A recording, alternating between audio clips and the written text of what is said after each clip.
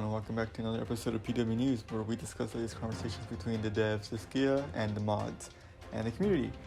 And for this week, there's not much on the list, but I do have some information about Jake, so stick around for that. And then there was an episode last week because there wasn't a CTALK.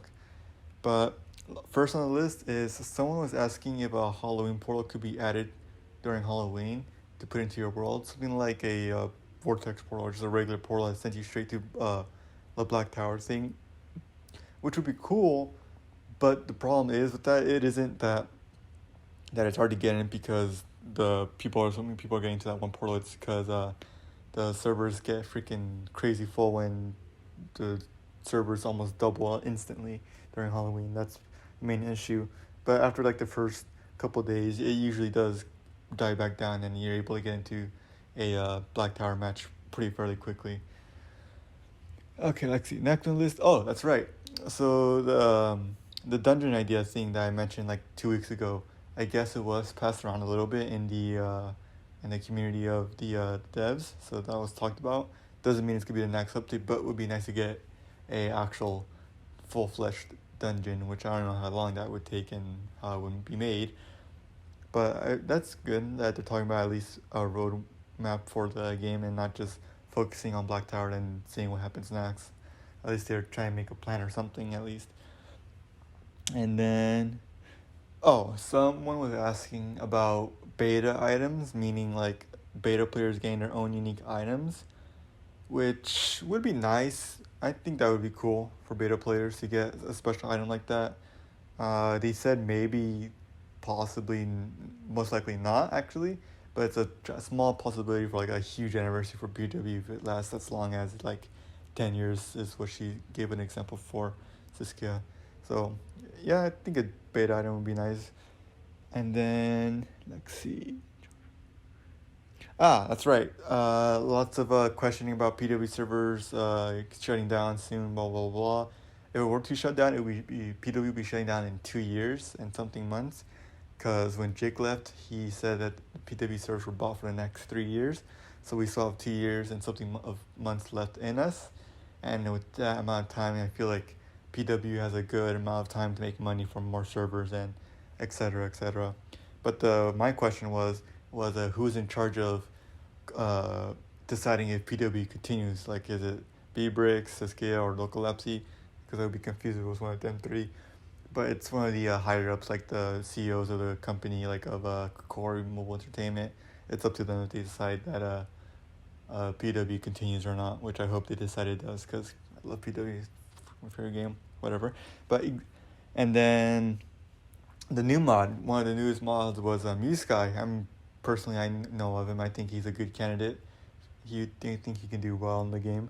I like him personally. I've been friends with him for like, man, has it been 2 years on PW? More than 2 years? Yeah, something like that. Dang, how time flies by, huh?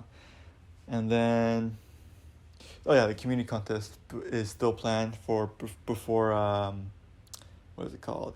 Community contest is still planned before Christmas, so before December. So there's also that. And then I was going to mention something else, but I'm blanking on it. That's right, I remember. It was more or less a small overhaul on PvP, because PvP is a bit, empty. There's not much to it. It's pretty basic. But one of the mentions was more range on weapons.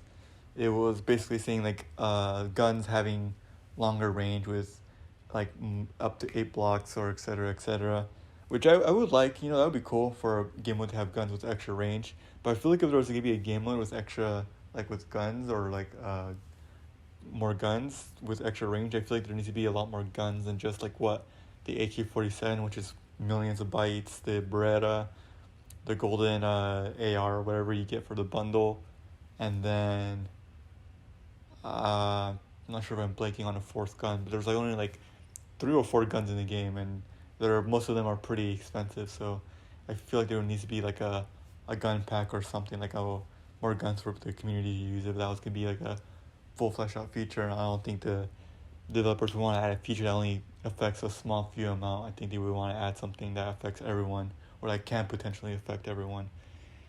And then that's right, Jake's return. Jake's coming back to PW, not as a dev, but just been playing it now more often, which is nice. You know, I played with him last stream with him, and other people played with him. It was nice to play with him. It was really refreshing in PW to have him back in the community. It was nice playing with him, and then yeah, he says he does plan on playing PW more often every now and then, doing a live stream and doing live streams of Growtopia, etc., etc. And I will be sure, if you guys don't know of his current YouTube channel, I'll be leaving it down for you to, if you want to be able to find Jake for that. And then there's the community item spotlight thing that I'm doing every PW News episode. And this items is made by Cyrus20k on Instagram.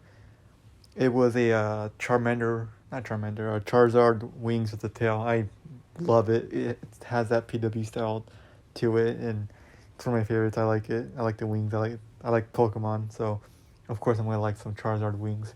And then there'll be a picture up on the screen I'm talking about right now.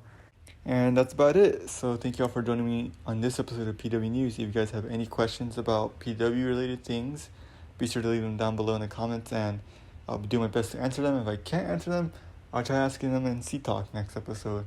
But otherwise than that, thank you all for joining me. Talk to you guys later. Have a good day.